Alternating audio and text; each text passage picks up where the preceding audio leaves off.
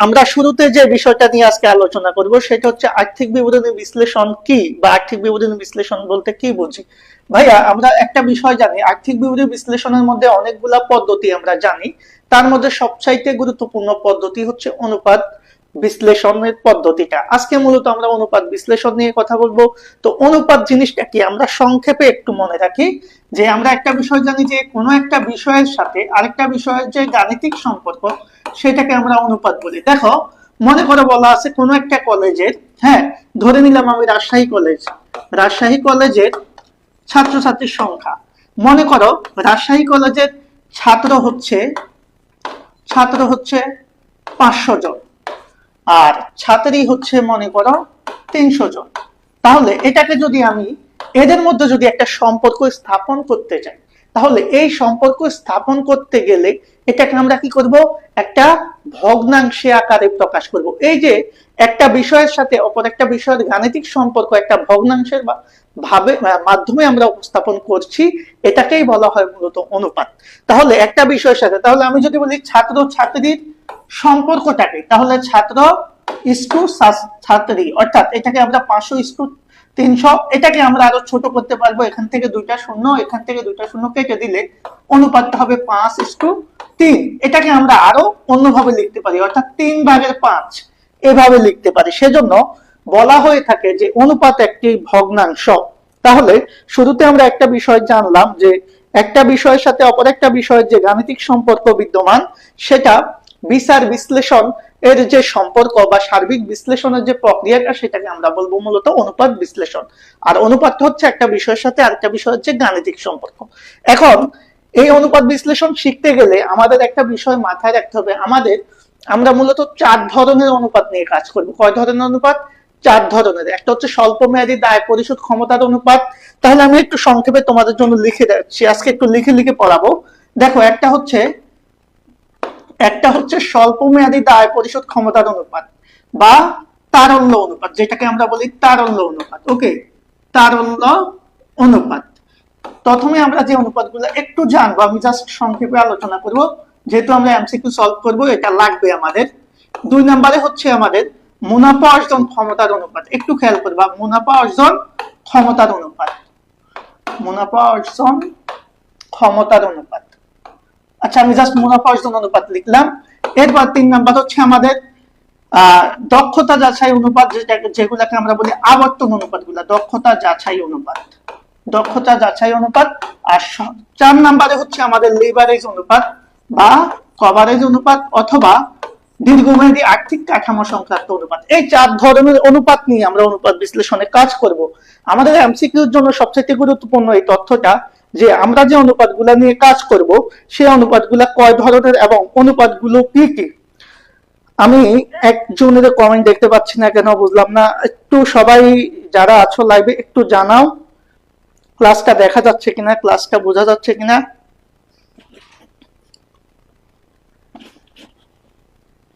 ওকে,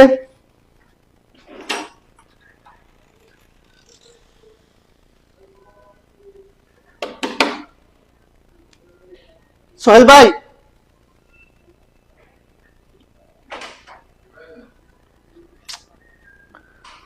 এই 4 ধরনের অনুপাত নিয়ে আমরা কাজ করব। ওকে, তাহলে এখন আমরা প্রথমে যে বিষয়টা জানবো সেটা হচ্ছে আমাদের যে 4 ধরনের অনুপাত নিয়ে আমরা কাজ করব, এর মধ্যে আমাদের সবচাইতে গুরুত্বপূর্ণ কোন অনুপাতটা? দেখো আমাদের সবচাইতে গুরুত্বপূর্ণ অনুপাতটা হচ্ছে, আমরা যদি বলি তারল্য অনুপাতটা সবচাইতে বেশি গুরুত্বপূর্ণ। দক্ষতা যাচাই অনুপাতটা, একটা কমেন্টও তো দেখা যায় না, কোথায় লাইভ? লাইভ কি চলতেছে নাকি? এখানে তো আসতেছে না।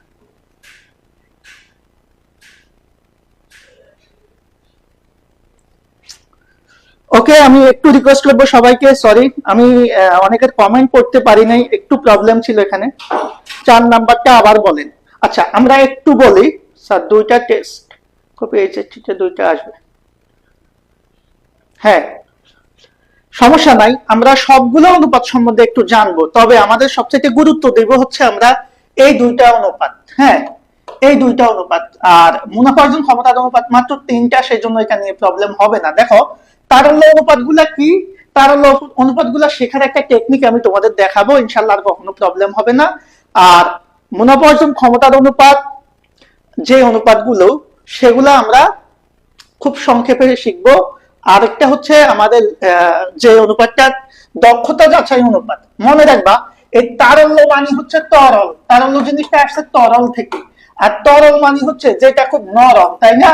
আমরা অনেক সময় বলি না এই যে পানি বা তরল পদার্থ বা নরম জাতীয় বিষয়, অর্থাৎ লিকুইডিটি যেটার মধ্যে থাকে সেটাকে আমরা তরল বলি।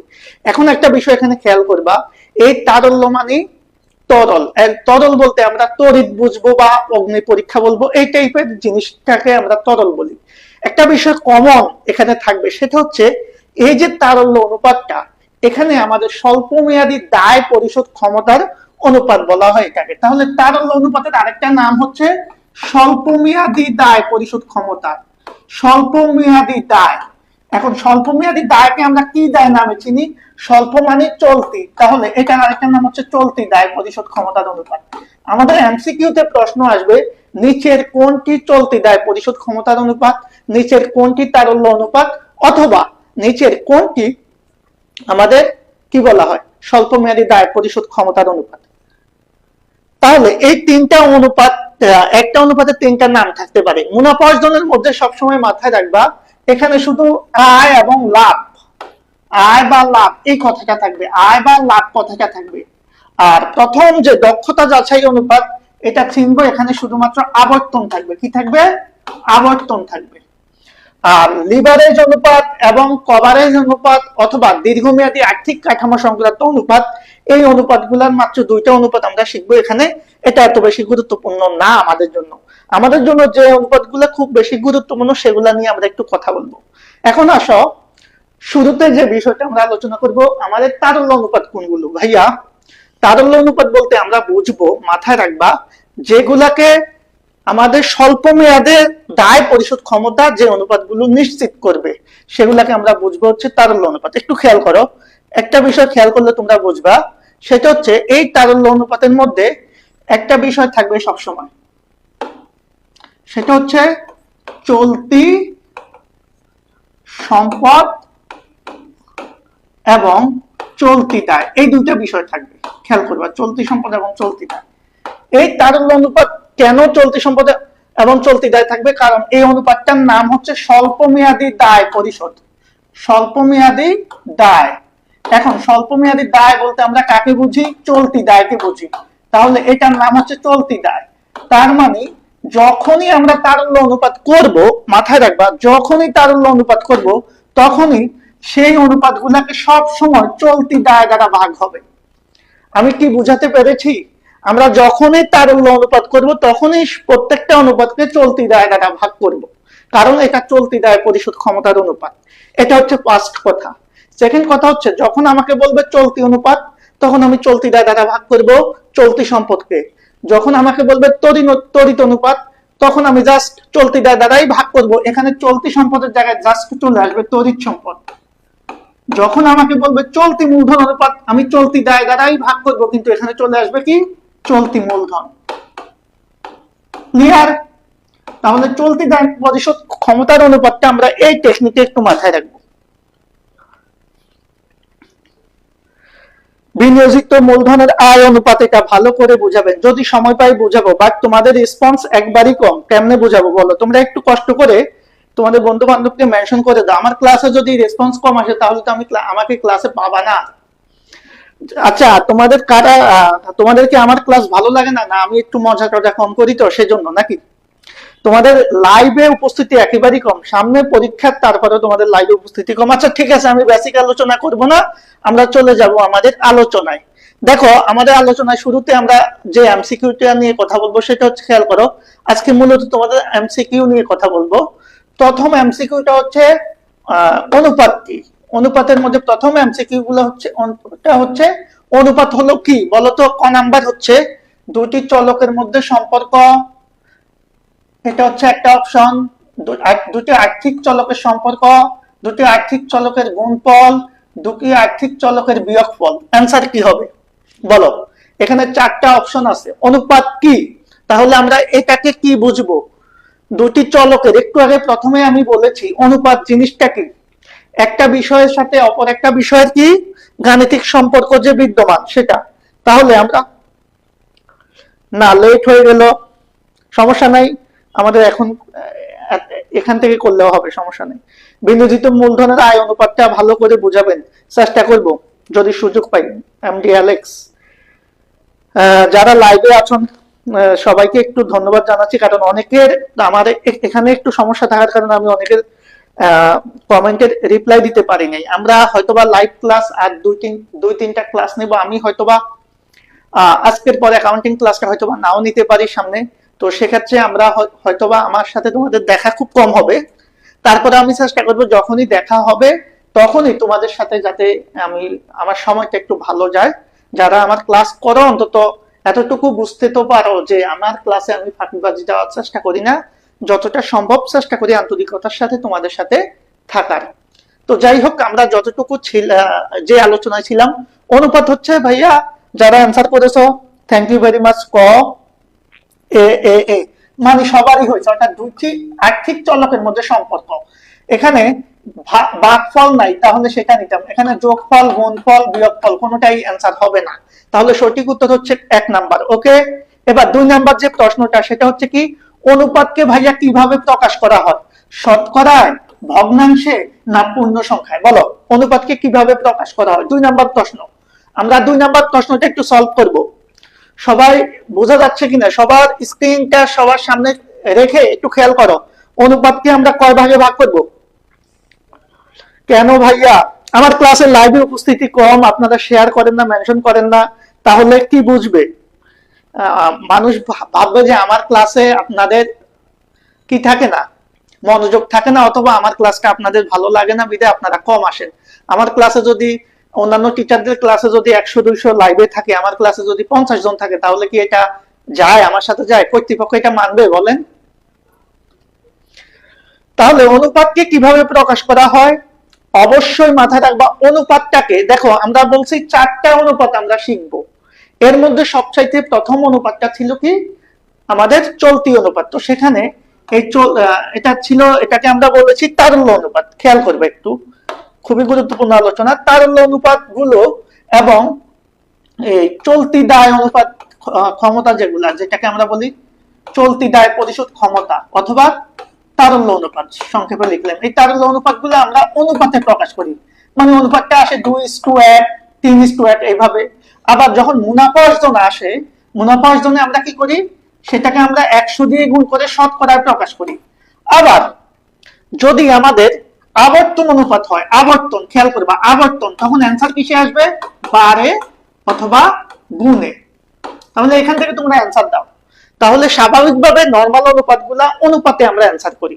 আবার যদি আমাদের মুনাফা অর্জন বা লাভ সংক্রান্ত কোনো তথ্য থাকে, তখন আমরা 100 দিয়ে গুণ করে পার্সেন্টেজ বের করি, মানে শতকরায়। আরেকটা হচ্ছে কি, আমরা আবর্তন থাকলে অ্যান্সার আনি বারে অথবা গুণে। তাহলে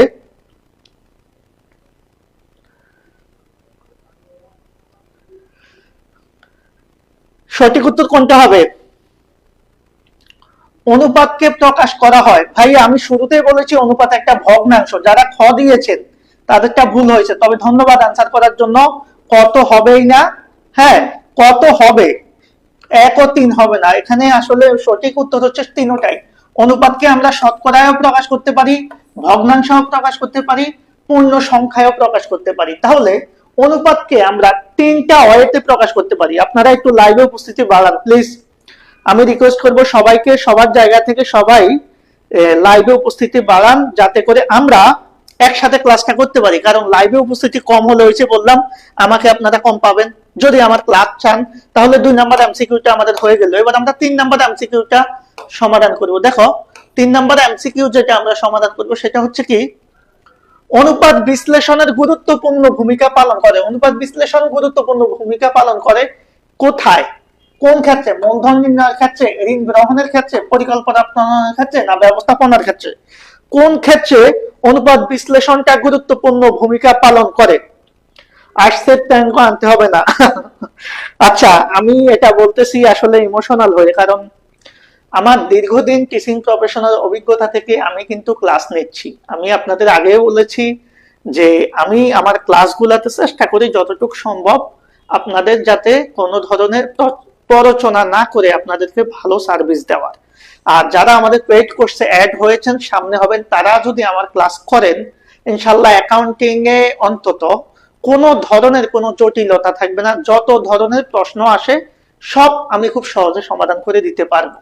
এটা আমার আজকে 13-14 বছরের অভিজ্ঞতা থেকে বলছি। কিন্তু আপনারা যদি ক্লাসে না থাকেন, অ্যাটেনটিভ না থাকেন, বা আমার চেহারা দেখে যদি চলে যান, কারণ হচ্ছে আমার চেহারাটা তো সুন্দর না, সেক্ষেত্রে হয়তো বা আপনাদের কাছে ভালো নাও লাগতে পারে সবার কাছে। এই হচ্ছে বিষয়। তাহলে আমরা আলোচনায় চলে যাই। যাই হোক, সেটা হচ্ছে আমাদের এই অনুপাত বিশ্লেষণ গুরুত্বপূর্ণ ভূমিকা পালন করে কোথায়? একটু অ্যান্সার করেন সবাই, আমি আরো দেখতে চাচ্ছি। 3 গ, একজন লিখছেন গ। Thank you very much. S M Nazrul Islam, Alex. আজকে এত কম কেন? হ্যাঁ, কমার্সের স্টুডেন্টসের রেসপন্স অনেক কম, যার কারণেই হয়তোবা সমস্যা নাই। আপনাদের রাকিব স্যারের ক্লাসের রেসপন্স আসবে আরো ভালো। আমাকে অনেকেই চেনে না, তো যার কারণে আমার ক্লাসে অনেকে আসতে চায় না, বা আমার ক্লাস ওইভাবে করে না। যেহেতু আমি এত সুন্দর করে গুছিয়ে কথা বলতে পারি না, আমার ক্লাসটা যেহেতু আগে করে নাই, যার কারণে হয়তো অনেকেই ক্লাসে আমাকে দেখলে আসে না, এমন হতে পারে। কিন্তু প্রবলেমটা হচ্ছে, যদি আপনারা না চান তাহলে তো আমাকে পাবেন না, এটা হচ্ছে বড় সমস্যা। এটা সাফার আলটিমেটলি আপনারাই হবেন। ওকে, 3 ক, একজন বলছে ঝাপসা দেখা যায়। ঝাপসা দেখা যায়? মনে হয় না ঝাপসা দেখা যাওয়ার কথা, আমার এখানে তো ক্লিয়ার। তারপরেও যদি ঝাপসা দেখা যায়, আমি বলে দিচ্ছি তো প্রশ্নটা। অনুপাত বিশ্লেষণ গুরুত্বপূর্ণ ভূমিকা পালন করে কি ক্ষেত্রে? মূলধন নির্ণয়ের ক্ষেত্রে, ঋণ গ্রহণের ক্ষেত্রে, পরিকল্পনা প্রণয়নের ক্ষেত্রে, নাকি ব্যবস্থাপনার ক্ষেত্রে? কোনটা হবে সঠিক উত্তর? 3 ক।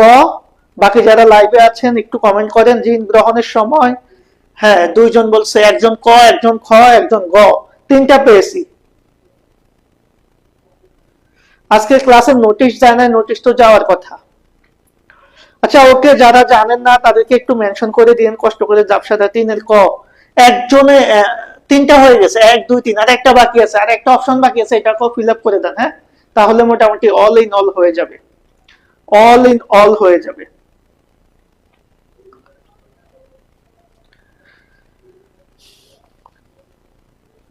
3 সি। আচ্ছা আমরা সময় নষ্ট করবো না, আমরা সঠিক উত্তরটা বলে দিচ্ছি। 3 সি হবে, অর্থাৎ গ হবে। ঠিক আছে, 3 সি হবে এটার উত্তর। রিজনটা কি? রিজনটা ভাইয়া এটা, সেটা কি? আমি যে অনুপাত বিশ্লেষণটা করব, সেটা কেন করব? অনুপাত বিশ্লেষণটা করবে আমাদের প্রতিষ্ঠানে যারা ইনভেস্ট করবে, বাহিরের পক্ষ যারা আছে, তারা আমাদের প্রতিষ্ঠানের আর্থিক কাঠামো কিরকম, আর্থিক সামর্থ্য কিরকম, ঋণ দানের পরিশোধ ক্ষমতা কিরকম, আমাদের সম্পদের আবর্তন কিরকম, তারা এই জিনিসগুলা যাচাই করবে। যাচাই করে কি করবে? তারা ডিসিশন নেবে। এখন তারা ডিসিশন নিবে, সেটা কিভাবে নিবে? আমরা সেটার জন্য একটা প্ল্যানিং করবে। তার মানে আমাদের এই যে অনুপাত বিশ্লেষণ গুরুত্বপূর্ণ ভূমিকা পালন করে পরিকল্পনার ক্ষেত্রে। কারণ আমি যদি, আমার বহিস্থ বিনিয়োগকারীরা প্ল্যানিং করতে পারবে আমার প্রতিষ্ঠান সম্বন্ধে, আর আমি যদি আমার প্রতিষ্ঠানের আর্থিক কাঠামো, আর্থিক অবস্থার মান, প্রতিষ্ঠানের মোট মুনাফার ক্ষমতার অনুপাত, আমার চলতি দায় পরিশোধের ক্ষমতার অনুপাত, হ্যাঁ দীর্ঘমেয়াদী সম্পদ পরিশোধের ক্ষমতার অনুপাত ইত্যাদি জানি, তাহলে আমি কি করতে পারবো?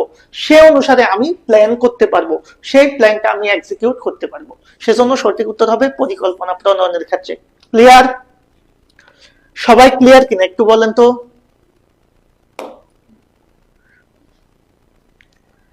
সবাই ক্লিয়ার?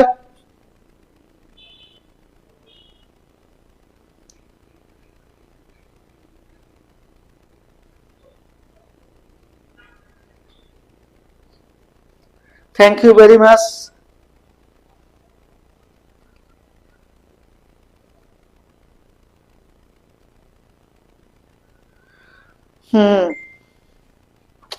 আচ্ছা আমরা এবার চলে যাব আমাদের পরবর্তী আলোচনায়। দেখো এই আলোচনাটা হচ্ছে অনুপাত বিশ্লেষণের মাধ্যমে যাচাই করা হয়। কি যাচাই করা হয়? আমি একটু আগে অলরেডি বলে দিচ্ছি। দক্ষতা যাচাই করা হয়, স্বচ্ছতা যাচাই করা হয়, লাভজনকতা যাচাই করা হয়, অর্থাৎ সবকিছুই হবে। তাহলে এটা সঠিক উত্তর হবে 1 2 3। এগুলো হচ্ছে আমাদের বহুপদী এমসিকিউ। এই এমসিকিউ গুলো আমাদের পরীক্ষাতে আসার সম্ভাবনা অনেক। যদি প্রশ্ন কঠিন করে। এবার আমরা দুইটা প্রশ্ন সমাধান করব। এর মধ্যে প্রথম যে প্রশ্নটা সেটা হচ্ছে সর্বাধিক তরল সম্পদ কোনটি? সর্বাধিক তরল সম্পদ, এখানে চারটা সম্পদ আছে, এর মধ্যে সর্বাধিক তরল সম্পদ কোনটি? একটু সবাই বলেন তো। Thank you. কমেন্ট দেখা যায় না কেন? কমেন্ট একেবারেই কম। আপনারা একটু লাইভে কমেন্ট করেন, একটু রিঅ্যাক্ট করেন। আমার ক্লাসটা কেমন লাগে সেটা হচ্ছে আপনারা একটু মতামত তো দিবেন। আমি আমার আজ পর্যন্ত একটা ক্লাসেরও নোট দেখি নাই যে আপনারা শেয়ার করছেন, এবং আমার ক্লাসের ফিডব্যাক দিতেও আপনাদেরকে দেখি না। সো দেখা গেছে আপনারা আমাকে পছন্দ করেন না, আমি ধরে নিচ্ছি আর কি। আমাকে ভালোবাসলে, আমাকে যদি আপনাদের পাশে পেতে চান, তাহলে অবশ্যই একটু মতামত তো দিবেন। সর্বাধিক তরল সম্পদ, ভাই সর্বাধিক তরল সম্পদ বলতে আমরা কি বুঝি? যে সম্পদটাকে খুব দ্রুত নগদে রূপান্তর করা যায় সেটাকে আমরা বলি তারল্য। তারল্য জিনিসটা কি? যেটাকে খুব দ্রুত নগদে রূপান্তর করা যায় সেটা তারল্য মান তত বেশি। অর্থাৎ তারল্য বলতে আমরা বুঝি দ্রুত নগদে রূপান্তর করার ক্ষমতা। ওকে, তাহলে সর্বাধিক তরল সম্পদ কোনটা? তাহলে যেটাকে আমি বলছি নগদে রূপান্তর করার ক্ষমতা, মানে সবচাইতে বেশি যেটাকে নগদ জাতীয় বিষয় বুঝাবে, তার মানে সেখানে যদি নগদ টাকা থাকে আর তো কোনো কথাই নাই। ওকে, তাহলে সর্বাধিক তরল সম্পদ বলছে এই চারটার মধ্যে এখানে সবসময় নগদ। তাহলে সব সময় মাথায় রাখবা, তরল সম্পদ বলতে আমরা সবার আগে কাকে নিব? নগদকে। এখন তোমাকে যদি আমি সিরিয়ালি বলতে বলি, দেখি বলো তো এখানে সিরিয়ালি তরল সম্পদগুলোর নাম বলো তো, সিরিয়ালি বলো তো একটু কষ্ট করে, দেখি তোমরা পারো কিনা। সিরিয়ালি এই চারটার মধ্যে 1 2 3 4 কোনটা? 1 নম্বরে নগদ, 2 নম্বরে ব্যাংক, 3 নম্বরে কি? প্রাপ্য হিসাব বা দেনদার। কিন্তু সমাপনী মজুত পণ্য কখনোই কি না? তরল সম্পদ না। আমরা একটু পরে দেখবো এটা তরল সম্পদ না। এটা কি সম্পদ? চলতি সম্পদ। এটা কি সম্পদ? চলতি সম্পদ। তাহলে সমাপনী মজুত পণ্য ছাড়া বাকি যে সম্পদগুলো এখানে দেখাচ্ছে সেই সম্পদগুলো একদিকে চলতি সম্পদ, আরেক দিকে তরল সম্পদ। আমরা সবাই একটা বিষয় মাথায় রাখবো, যত ধরনের চলতি সম্পদ আছে, কি বললাম একটু শোনো, যত ধরনের চলতি সম্পদ আছে সকল চলতি সম্পদই তরল সম্পদ। শুধুমাত্র দুইটা সম্পদ আছে চলতি সম্পদের মধ্যে যেগুলার তারল্য মানটা খুব কম। সেই দুইটা সম্পদ হচ্ছে সমাপনী মজুত পণ্য এবং অগ্রিম খরচ। তার মানে এক লাইনে যদি বলো, কিভাবে বলবা? সমাপনী মজুত পণ্য এবং অগ্রিম ব্যয় ছাড়া বাকি সকল চলতি সম্পদই তরল সম্পদ। ক্লিয়ার? সবাই ক্লিয়ার কিনা একটু বলো তো।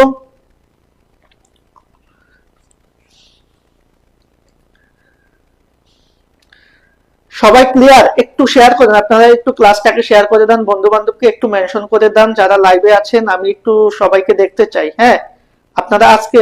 ওয়ালাইকুম আসসালাম ফাতিমা খাতুন, আলহামদুলিল্লাহ আমি ভালো আছি, তুমি কেমন আছো? বাকি যারা আছেন, আমি একটু 2-3 জায়গায় গিয়ে লাইভটা চেক করি, তো সেজন্য আমি একটু রিকোয়েস্ট করবো সবাইকে সবার জায়গা থেকে একটু লাইভটাকে শেয়ার করে দেন।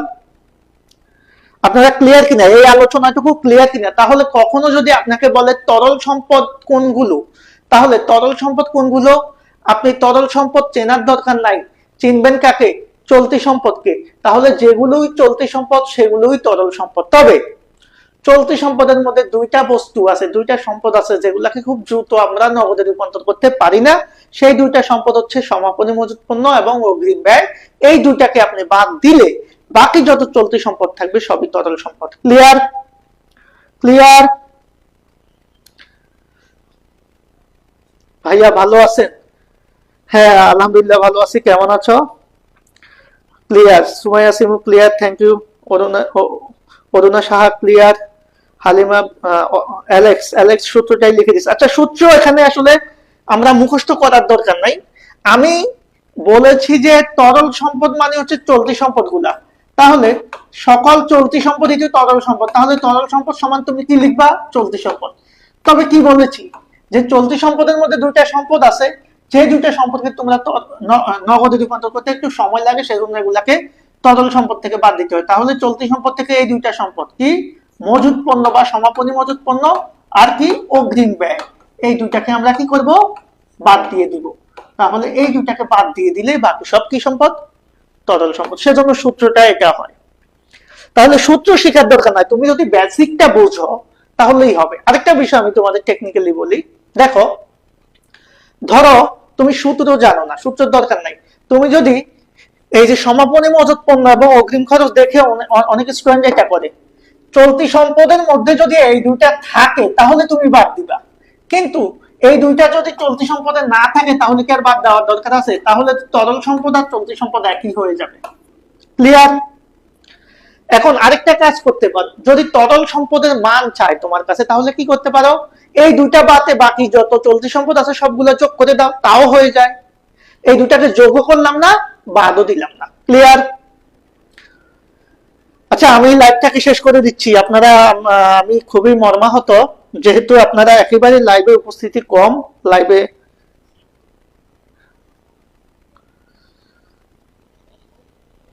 এভাবে ক্লাস করাবো না। হ্যাঁ, আপনারা একেবারে লাইভে উপস্থিতি কম, এটা কিন্তু খুবই হাস্যকর বিষয়। ওকে, আপনারা অন্তত 100+ থাকার কথা। আজকে নোটিশ দেওয়া হয় নাই আমি জানি, যার কারণে হয়তো অনেকে স্টুডেন্ট লাইভে আসতে পারে নাই।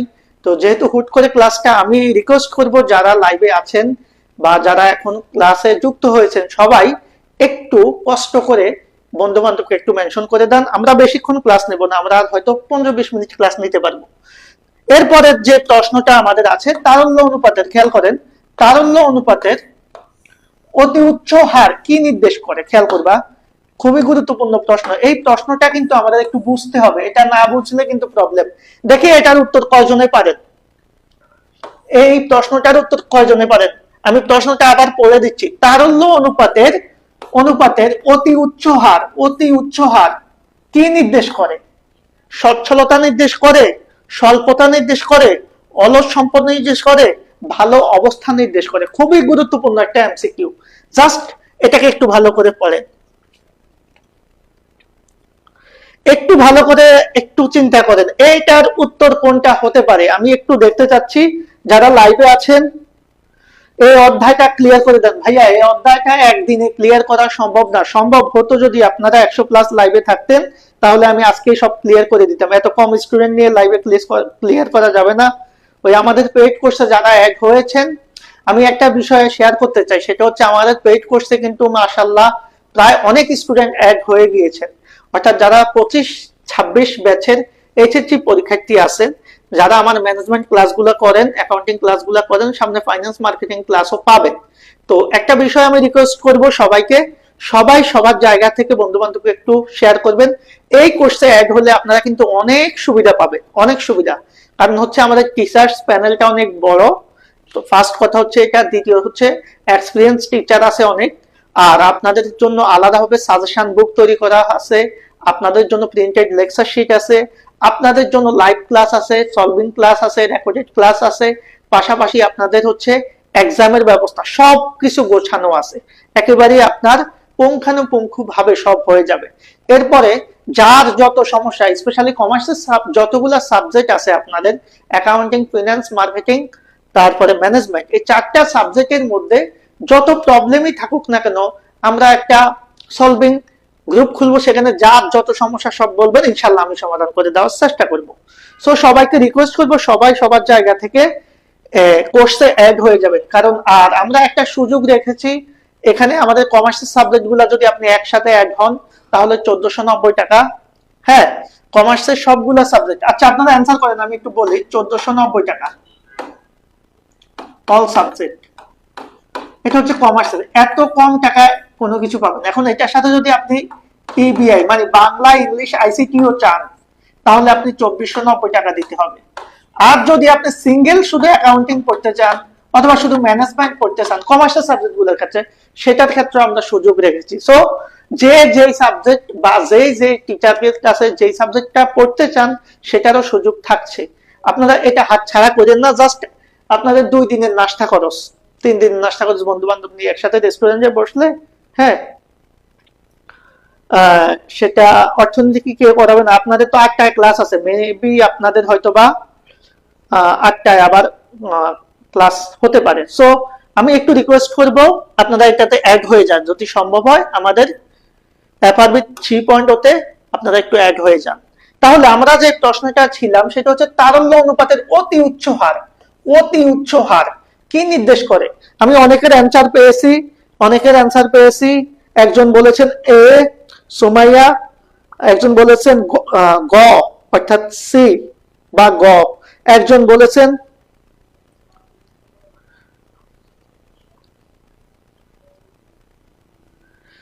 আমি আজকের পর আর একটা ফ্রি ক্লাস নিতে পারি হয়তো বা, এরপরে আমার হয়তো বা ক্লাস আপনারা নাও পেতে পারেন। আপনাদের রাকিব স্যার ক্লাস নিবে, আপনাদের দেলোয়ার স্যার আছেন, আপনাদের বাহার স্যার আছেন, ওনারা ক্লাস নেবেন ইনশাল্লাহ সময় মতো। তাহলে আমরা যে প্রশ্নটা ছিলাম 5 নাম্বারটা সর্বাধিক তরল সম্পদ, এটা তো আলোচনা হয়ে গেছে। নগদ তহবিল এটা নিয়ে আলোচনা করে ফেলছি ডিটেলস, আপনি হয়তো ছিলেন না, পরে এসেছেন সেজন্য বলে দিলাম। তবে ব্যাখ্যাটা পাওয়ার জন্য আপনি একটু ব্যাকে যাইতে হবে। তাহলে ও তারল্য অনুপাতের অতি উচ্চ হার, এখানে অ্যান্সার দেন না কেন আপনারা? 5 এর অ্যান্সার না 5 এর অ্যান্সার কেন খ হবে? সর্বাধিক তরল সম্পদ মানে একেবারে তরল সম্পদ, সেটাকে আগে নগদ থাকলে আপনি ব্যাংক নেবেন কেন? নগদ থাকলে নগদ, এরপরে ব্যাংক। ওকে, নগদ না থাকলে আপনি ব্যাংক নেবেন। এবার আমাদের লাস্ট স্টেজে আমরা চলে এসেছি। আমরা 10 মিনিট ক্লাস নেব ইনশাআল্লাহ, একটু দ্রুত। দেখেন বলেছে তারল্য অনুপাতের অতি উচ্চ হার। অতি উচ্চ হার মানে তারল্য মানে কি?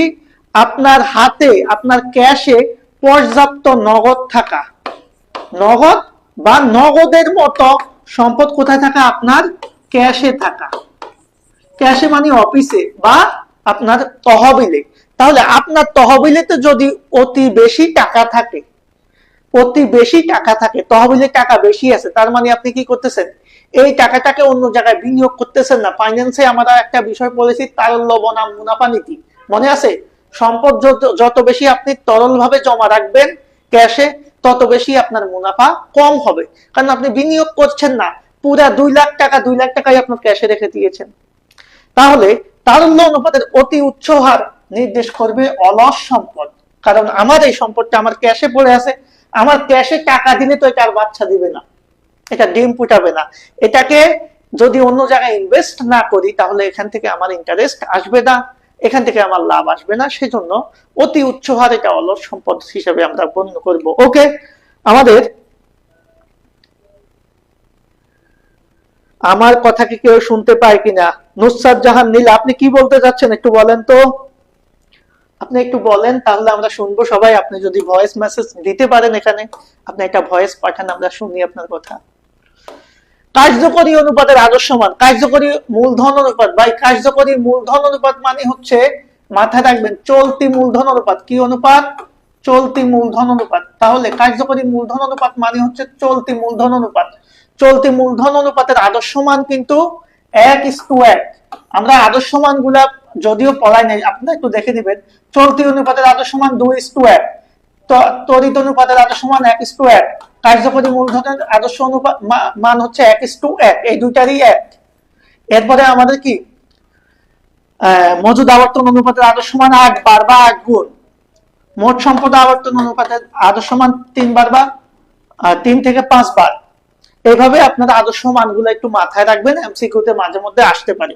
তাহলে চলতি মূলধন বা কার্যকরী মূলধনের আদর্শ মান হচ্ছে 1:1। ওকে, এবার আমাদের পরবর্তী যে প্রশ্নটা, 1 নাম্বার প্রশ্নটা, অনুপাতগুলোর মধ্যে তারল্য অনুপাত হলো কোনটি? আমরা অলরেডি আলোচনা করে ফেলেছি তারল্য অনুপাত কোনগুলো। তারল্য অনুপাত মানে তারল্য অনুপাত কোনটা? তাহলে সঠিক উত্তর কোনটা হবে বলেন তো, নিচে কোনটি তারল্য অনুপাত? অর্থনীতির ক্লাস তো আমি করাবো না, অর্থনীতির ক্লাস আপনাদের রুটিন দেওয়া আছে নিশ্চয়ই, আপনারা একটু গ্রুপে খোঁজ নিলে, পেজে নক করলে পেয়ে যাবেন। 8টায় ক্লাস হবে, এই যে একজন লিখছে 8টার দিকে ক্লাস হবে। ওকে, তাহলে আমরা একটু লাইভে যারা আছি খুব দ্রুত আমরা ক্লাসটা শেষ করব, সেজন্য আমরা একটু এই প্রশ্নগুলোর অ্যান্সারটা একটু দেখে নিই। দেখেন অনুপাতগুলোর মধ্যে তারল্য অনুপাত, তাহলে তারল্য অনুপাত আমি কি বলছি? 3টে অনুপাত মাথায় রাখবে। একটা হচ্ছে চলতি অনুপাত, একটা হচ্ছে তড়িৎ অনুপাত, একটা হচ্ছে চলতি মূলধন অনুপাত। কি অনুপাত? চলতি মূলধন অনুপাত। তবে এখানে একটা কথা বলে নিই আমি, এই 3টা অনুপাতকে আমরা তারল্য অনুপাত বলবো। স্বাভাবিকত ইন্টারমিডিয়েটে এর চেয়ে বেশি লাগে না। তাহলে এই তিনটা অনুপাত হচ্ছে আমাদের তারল্য অনুপাত। তাহলে এই তিনটা অনুপাত যেহেতু তারল্য অনুপাত, তাহলে সঠিক উত্তর কি হবে? চলতি অনুপাত আসলো, ওকে ফাইন, চলতি অনুপাত আমরা নিলাম, তাহলে চলতি অনুপাত একটা, তাহলে চলতি অনুপাত হবে ওকে। এরপরে অ্যাসিড টেস্ট মানে কি অনুপাত? অ্যাসিড টেস্টের আরেক নাম কি ভাই? অ্যাসিড টেস্টের আরেক নামই কিন্তু আমাদের তড়িৎ অনুপাত। তাহলে তড়িৎ অনুপাতের অনেকগুলা নাম আছে, এই নামগুলো আমরা একটু মাথায় রাখবো। তড়িৎ অনুপাত যে কথা, অগ্নি পরীক্ষা অনুপাত, অ্যাসিড টেস্ট অনুপাত, দ্রুত অনুপাত, কৈক অনুপাত, তরল অনুপাত সব এক। তাহলে তড়িৎ অনুপাতে অনেক সময় তড়িৎ অনুপাত নাম না এসে অন্য একটা নাম আসতে পারে। কি আসতে পারে? তড়িৎ অনুপাত, তরল অনুপাত, তারপরে হচ্ছে তড়িৎ অনুপাত, দ্রুত অনুপাত, কৈক অনুপাত, অগ্নি পরীক্ষা অনুপাত, অ্যাসিড টেস্ট অনুপাত। তাহলে এই সবগুলা অনুপাত মানেই তড়িৎ অনুপাত। ক্লিয়ার? আমরা কি বুঝছি বিষয়টা? তাহলে আমাদের এই প্রথমটা সঠিক, দ্বিতীয়টা সঠিক, 1 ও 2। তাহলে 1 ও 2 আছে ক নাম্বারে? সঠিক উত্তর হবে ক। ক্লিয়ার? যারা লাইভে আছে ক্লিয়ার কিনা একটু জানাই।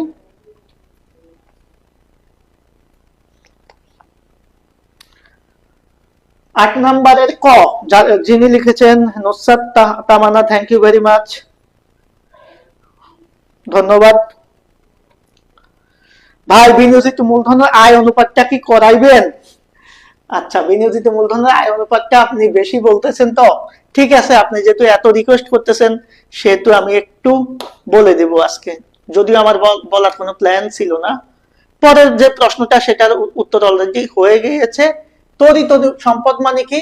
চলতি সম্পদ মাইনাস সমাপনী মজুত পণ্য। এখান থেকে কি মাইনাস হবে? আমরা জানি অগ্রিম খরচ, এটা আমরা সবাই জানি, সো এটা নিয়ে আর কথা হবে না।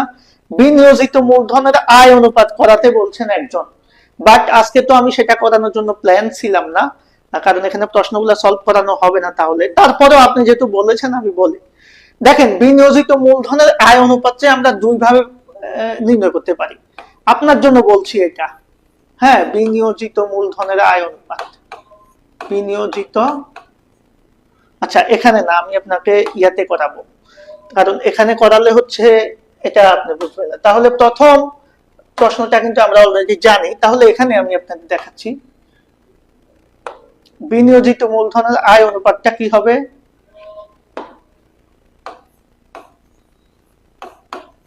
বিনিয়োজিত মূলধনের আয় অনুপাত, খেয়াল করবা, বিনিয়োজিত মূলধনের আয় অনুপাত, মূলধনের আয় অনুপাত,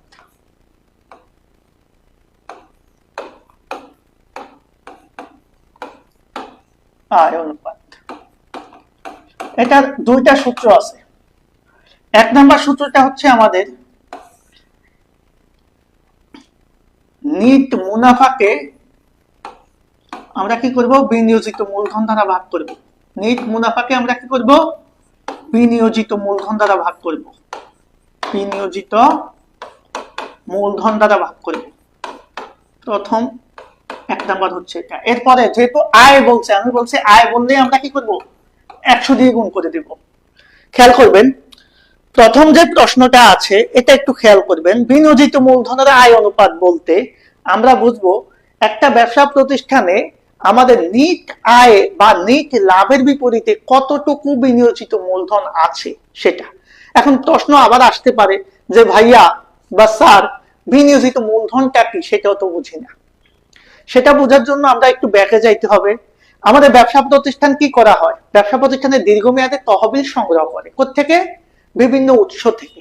তাহলে ব্যবসা প্রতিষ্ঠান যে দীর্ঘমেয়াদের তহবিল সংগ্রহ করে সেটার প্রধান দুইটা উৎস হচ্ছে, একটা হচ্ছে অভ্যন্তরীণ উৎস আর একটা হচ্ছে বাহ্যিক উৎস। তাহলে একটা ব্যবসা প্রতিষ্ঠান অভ্যন্তরীণ কোত্থেকে সৃষ্টি করে মূলধন? সেটা হচ্ছে তার মালিকানা সত্ত্বের মাধ্যমে, মালিকানা সত্ত্বের মাধ্যমে, খেয়াল করবা, মালিকানা সত্ত্ব। এবং আরেকটা হচ্ছে দীর্ঘমেয়াদী ঋণ, যেটা বাইরে থেকে নেয়, দীর্ঘমেয়াদী ঋণ। আচ্ছা, আমি এখানে লিখে দিচ্ছি দীর্ঘমেয়াদী ঋণ।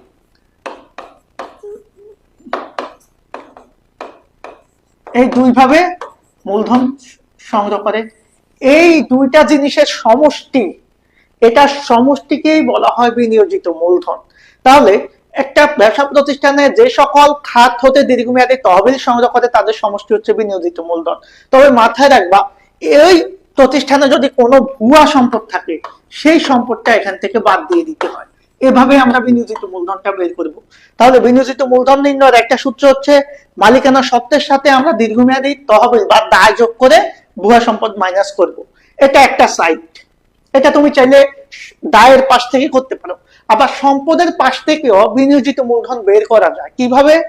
আমাদের ব্যবসা প্রতিষ্ঠানের টোটাল যে সম্পদ, আমরা জানি টোটাল সম্পদ মানে টোটাল সম্পদ আর দায় প্রায় সেম, কারণ সম্পদ আর দায় এক হলেই তো আমাদের আর্থিক অবস্থার বিবরণী মিলে যাবে। এখন খেয়াল করো, যেহেতু ব্যবসা প্রতিষ্ঠানের টোটাল সম্পদ আর দায় সেম হয়, সেজন্য আমরা এখান থেকে এই কাজটা করি। তাহলে এটা হচ্ছে একটা পদ্ধতি, সূত্র এক দিলাম। সূত্র 2 কি হতে পারে? সূত্র 2 হতে পারে এই বিনিয়োজিত মূলধন সমান আমাদের ব্যবসা প্রতিষ্ঠানের টোটাল যে সম্পদ, এটাকে আমরা বলি মোট সম্পদ। মোট সম্পদ থেকে আমাদের যদি কোনো ভুয়া সম্পদ থাকে, কি থাকে? ভুয়া সম্পদ অথবা অলিক সম্পদ, এই ভুয়া সম্পদটা বাদ দিতে হবে।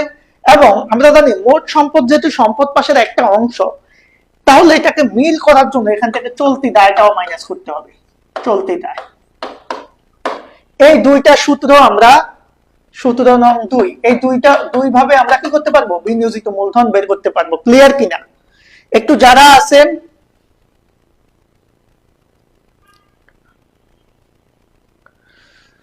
এই পর্যন্ত কেউ কমেন্টে রিপ্লাই দিল না। আচ্ছা আমি দিলাম, ওকে। আপনার নাম তো পড়তে পারবো না, আপনার নাম পড়া যাচ্ছে না, আমি কি বলবো বলেন? নাম যেভাবে লিখছেন এটা তো আরবি লেখা, আমি নাম পড়তে একটু সময় লাগবে, পারবো, একটু সময় লাগবে। আচ্ছা যাক, ধন্যবাদ কমেন্ট করার জন্য। এখন দেখেন আমরা একবারে শেষ পর্যায়ে চলে এসেছি। বিনিয়োজিত মূলধন মানে হচ্ছে একটা ব্যবসা প্রতিষ্ঠান যে সকল তহবিল হতে দীর্ঘমেয়াদী তহবিল সংগ্রহ করে সেটার সমষ্টি। আর এই তহবিল থেকে আমরা কি করব? বিনিয়োজিত মূলধনটা কালেকশন করব। সেজন্য এটার মধ্যে যদি কোনো ভুয়া সম্পদ থাকে প্রতিষ্ঠানে, সেটা বাদ দিতে হবে। আর যদি সম্পদ পাশ থেকে আমরা করি, তাও আমরা ভুয়া সম্পদ বাদ দিব এবং চলতি দায়টা বাদ দিব। দুই ভাবে আমরা বিনিয়োজিত মূলধন বের করতে পারবো। এবার বিনিয়োজিত মূলধনকে আমরা নিট মুনাফা কে বিনিয়োজিত মূলধন দ্বারা ভাগ করব, এটা হচ্ছে একটা। আবার অনেক সময় নিট মুনাফা না বলে অনেক সময় বলে কর পূর্ব নিট মুনাফা, তখন তুমি কর পূর্ব নিট মুনাফা লিখবা, একই জিনিস। এই নিট মুনাফা মানে হচ্ছে কর পরবর্তী নিট মুনাফা, আর কর পূর্ব বললে তখন সূত্রের মধ্যে তুমি কি লিখবা? কর পূর্ব নিট মুনাফা ডিভাইডেড বাই বিনিয়োজিত মূলধন। আর বিনিয়োজিত মূলধন এই দায় পাশ থেকে এইভাবে বের করতে পারো, সম্পদ পাশ থেকে এইভাবে বের করতে পারো। আই থিঙ্ক যিনি এতদিন যাবত অ্যান্সার করেছেন তিনি বুঝতে পেরেছেন। ওকে, এতক্ষণ যাবত প্রশ্ন ছিল, এটা ইনশাল্লাহ ক্লিয়ার করে দিয়েছি। ওকে, আমরা তাহলে বিনিয়োজিত মূলধনের যে কাহিনী, সেই কাহিনী থেকে বের হয়ে আমরা আমাদের কাহিনীতে চলে যাই নাকি? ক্লিয়ার তো? আশা করি ক্লিয়ার। তাহলে আমরা একটু চলে যাব আমাদের আলোচনায়। আমরা যেখানে ছিলাম সেখান থেকে শেষ করি। সর্বশেষ প্রশ্নটা নিয়ে একটু কথা বলবো ইনশাল্লাহ। এরপরে আপনাদের দেখা গেছে কিছু কথা বলবো। কোম্পানির আয়কর সঞ্চিতি আরো আছে। আয়কর সঞ্চিতি, ভাইয়া আয়কর সঞ্চিতি মানে কি? আয়কর সঞ্চিতি মানে হচ্ছে আপনি ভবিষ্যতে আয়কর দিবেন, সেজন্য চলতি বছরের শেষে পরবর্তী বছরের জন্য নিট আয়ের বিপরীতে একটা তহবিল গঠন করেছেন, যেটার নাম আমরা দিব হচ্ছে আয়কর সঞ্চিতি। এটাকে আরো সোজা বাংলায় যদি বলি, ভবিষ্যতে আয়কর প্রদানের জন্য চলতি বছরের শেষে আগামী বছরের জন্য একটা তহবিল গঠন করা হবে, সেই তহবিলকে আমরা বলবো আয়কর সঞ্চিতি। যেহেতু এটা ভবিষ্যতে প্রদান করা হবে, এখনো প্রদান করা হয় নাই, সেজন্য এটাকে আমরা বলবো হচ্ছে চলতি দায় ও ভবিষ্যৎ ব্যবস্থা। ক্লিয়ার? সবাই ক্লিয়ার কিনা? আয়কর সঞ্চিতি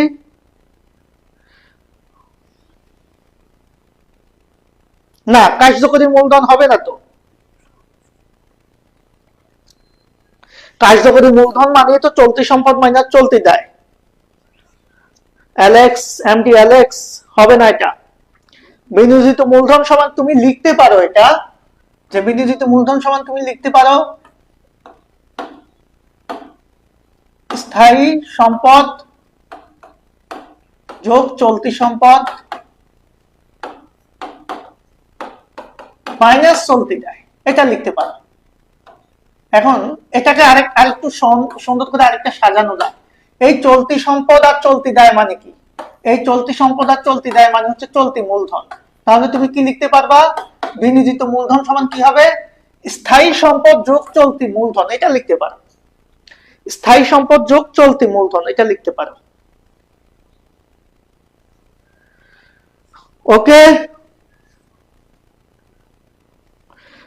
ভাইয়ার বোর্ডের লেখা লাল সবুজ, আমার প্রোফাইলও লাল সবুজ, বাংলাদেশও লাল সবুজ, বাংলাদেশের পতাকাতেও লাল সবুজ, সেজন্য আমরা লাল সবুজের দেশ। হ্যাঁ, সোনার বাংলাদেশ, লাল সবুজের, সেজন্য আমরা লাল সবুজ নিয়ে কাজ করি। ওকে, আচ্ছা যাই হোক, এখন দেখো তাহলে যেটা বলেছি সেটা তো বুঝেছো। এখন আমরা যাব আমাদের পরবর্তী আলোচনায়। দেখো, আয়কর সঞ্চিতি কি?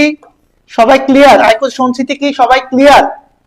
আয়কর সঞ্চিতি জিনিসটা সবাই ক্লিয়ার কিনা একটু জানাও।